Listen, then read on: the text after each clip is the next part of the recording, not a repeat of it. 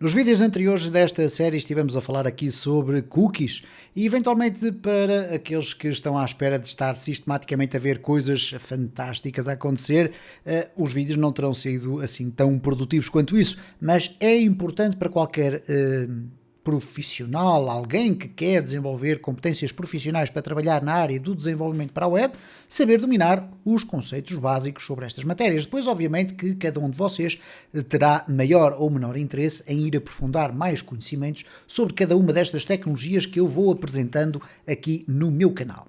E, para não fugir à regra, vamos falar aqui sobre mais um aspecto que, por vezes, passa um bocadinho ao lado dos programadores e que é o Local Storage. Bom, o que é que eu estou a falar concretamente? Se nós formos aqui ao nosso browser, nós vamos ter a possibilidade de observar, se pressionarmos o F12 e voltarmos àquele que é o nosso grande amigo dos programadores, que é as ferramentas do programador, nós vamos detectar aqui, eu vou colocar aqui um localhost para não termos aqui muito lixo visual. Nós vamos olhar aqui e vimos que existia aqui os cookies, como nós tivemos a ocasião de verificar. Estão agora neste momento limpos, mas existem aqui outras áreas relacionadas com o storage. Uma destas áreas é designada por Local Storage. Eventualmente eu já devo ter aqui qualquer coisa, por acaso não tenho, mas poderia ter.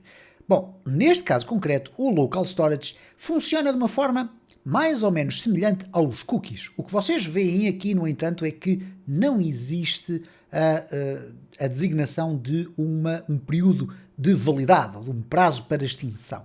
De facto, o Local Storage é fundamentalmente utilizado pela tecnologia JavaScript. E porquê? Porque vai permitir guardar aqui do lado do cliente, tal como acontece com os cookies, a informação que nós quisermos, baseada num conceito de par e valor, isto é, chave e valor. Ok? Um Key Value Pair. Então, o que vai acontecer aqui é o seguinte: se nós regressarmos aqui, eu tenho aqui um projeto já aberto, sem ter qualquer tipo de fecheiro, eu vou-vos mostrar como é que nós podemos muito facilmente trabalhar com JavaScript e o Local Storage, e neste caso ir buscar informação, ir guardar informação, ir eliminar informação. Para que, no caso de nós regressarmos à nossa página, tal como acontecia com a técnica dos cookies, podermos também ter acesso de imediato à informação que está guardada no nosso Local Storage. Apenas uma informação que eu penso ser interessante é a questão que vocês poderão colocar, que é, então, mas existe alguma limitação para a quantidade de informação que nós podemos guardar? Sim, existe, e varia de browser para browser. O que é que isto significa? Que no Google Chrome vocês têm a capacidade de guardar um conjunto determinado de informação, no Safari vão ter um outro limite, no Firefox um outro limite e por aí adiante.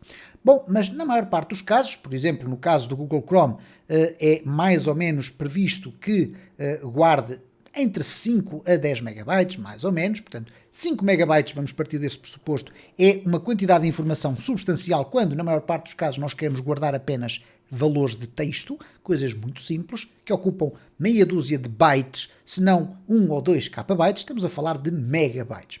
Portanto, não é suposto nós utilizarmos este sistema para guardar bases de dados e a informação extraordinariamente complexa, apenas para guardarmos pequenos valores que podem servir para futuras sessões de visita. Aqui o que vai acontecer é o seguinte: se eu criar um fecheiro index.html, eu já vou explicar qual é a diferença entre o index.html e depois o index.php, porque tem a ver aqui com o IntelliSense do Visual Studio Code. Eu vou usar o Emmet Abbreviation para criar aqui uma estrutura de uma página web básica. Então o que vai acontecer aqui é o seguinte: eu vou criar aqui um bloco de script para escrever aqui JavaScript puro. E para escrever o JavaScript puro, eu posso, desde logo, com o fecheiro index.html, colocar aqui local storage, e vocês vão verificar que aqui existe logo uma expressão local storage apresentada no IntelliSense. E se eu colocar agora um ponto, nós vamos verificar que existem aqui várias funcionalidades, várias funções. Nós temos aqui o clear, o get item, o key, o length, o remove item e o set item. Bom, isto é muito fácil de perceber como funciona. Se eu quiser adicionar à minha local storage, eu vou colocar aqui localhost barra, e agora vamos colocar aqui o local storage, que é o nome do meu projeto, ok? É, portanto, a pasta onde eu estou. Bom, nós podemos fazer aqui simplesmente até isto. Eu vou aqui comentar tudo isto e vamos colocar aqui um H1 Local Storage. Okay? Se eu agora aqui refrescar, à partida vamos ter então aqui o título. Como podem observar, eu no meu Local Storage não tenho rigorosamente nada. Se eu agora chegar aqui e colocar Local Storage Set Item, vou abrir e fechar os parênteses e vocês vão observar que são precisos dois argumentos. Uma chave, que é basicamente o nome do valor que nós queremos guardar, e depois o valor propriamente dito. Então eu aqui vou colocar valor 1 e a seguir vou definir o valor, que também tem, à semelhança do que acontece com os cookies, tem que ser um valor do tipo string. Então vamos colocar aqui João. Ok? Bom, o que vai acontecer agora é tão simplesmente isto, reparem. Se eu refrescar aqui, vamos passar a ter ali no nosso Local Storage, aqui dentro, ok? Portanto, temos que escolher aqui esta opção. Vamos ter aqui esta key, chamada valor 1, e o value chamado João. Bom, o que é que nós podemos fazer agora aqui? Vamos fazer umas experiências com a nossa consola. Eu vou comentar isto que aqui está, porque os valores já estão guardados no Local Storage, e vou perguntar ao meu sistema se existe alguma coisa no Local Storage chamada valor 1 ou não. No caso de existir, apresenta na consola. Então eu posso perguntar de uma forma muito simples.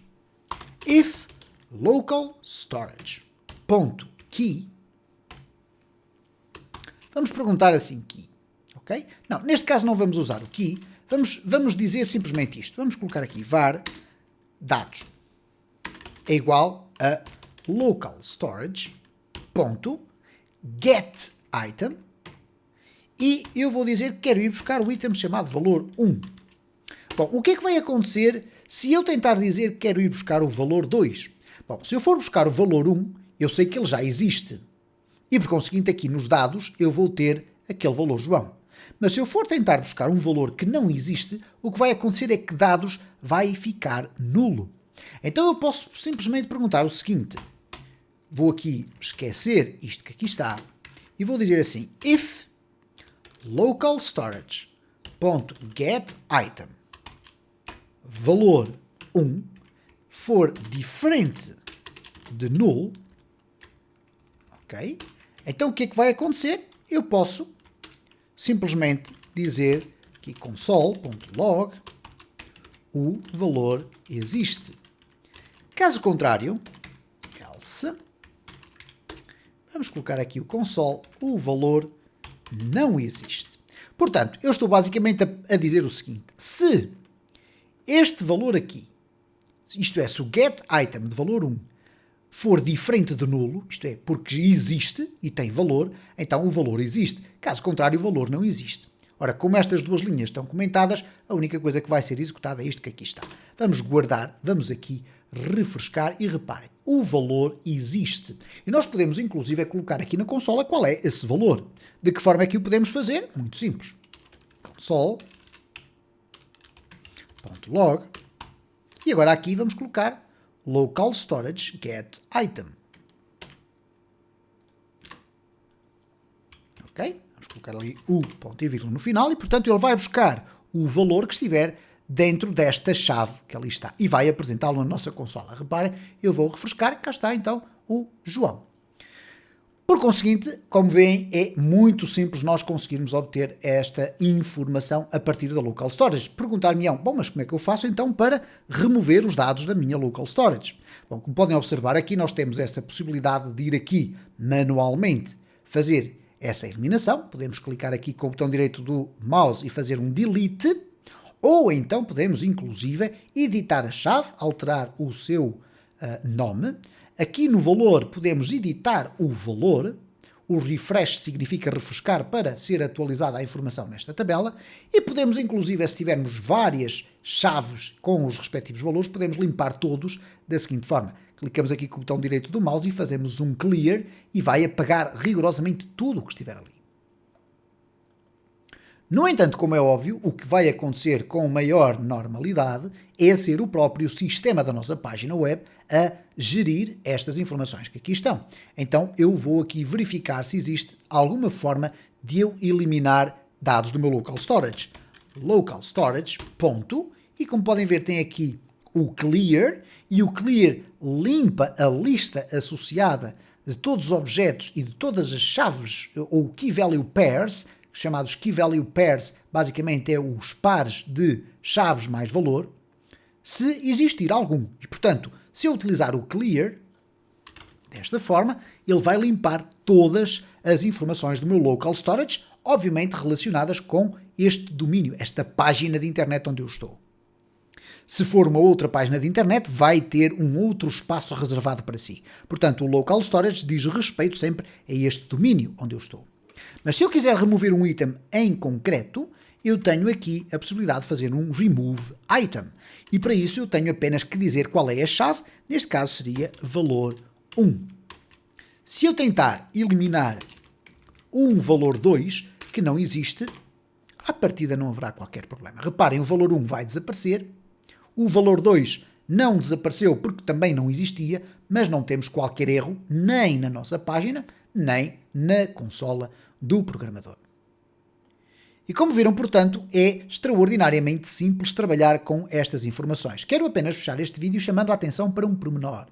É que se vocês estiverem a trabalhar com um fecheiro de PHP, vamos colocar aqui o index.php, vamos criar a mesma a estrutura base de uma página web.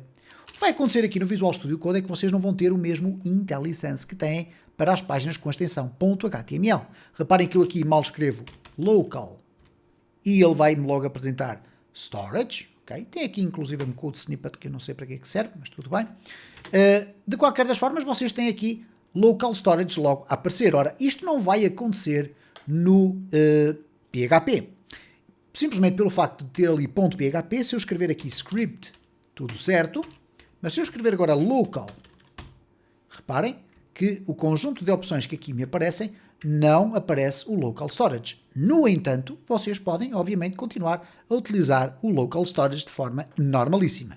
Têm é que seguir este tipo de informação. Reparem, eu posso fazer assim, simplesmente vir aqui copiar tudo isto, colar aqui dentro e como vocês vão ter a ocasião de verificar, vou colocar aqui João Ribeiro para distinguir isto tudo, vocês vão ter a oportunidade de verificar que isto funciona. Como é que nós vamos agora testar isto? Temos que especificamente colocar ali index.php.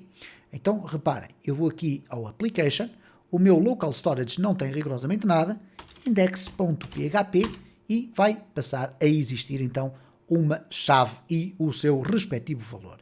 E assim está apresentada de uma forma muito genérica aquilo que é o Local Storage.